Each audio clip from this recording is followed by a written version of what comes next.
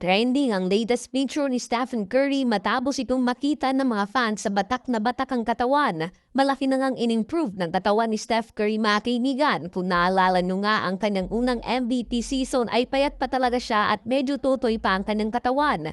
Ganun pa man sa series laban sa Cavs sa finals, kahit na nagwagi sila ay nanggahon nga ng problema si Curry sa physicality ni Matthew Dellavedova. At sinundan nga ng mga teams ang formula na ito kung saan talagang idadaan na lang nila si Curry sa pisikalan. Babanggain nila ito, hahawagan, hahatakin, tutulakin at iba pa.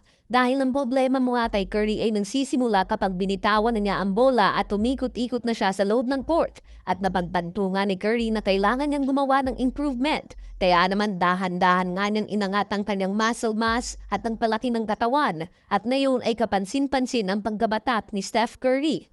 Ang 37 years old ay matanda na nga para sa NBA. Subalit mukhang nasa kanyang physical prime pa nga si Steph Curry ngayon. Biro nga ng iba ay malamang bigla itong sasailalim sa random testing ng NBA para sa PEDS o Performance Enhancing Supplements.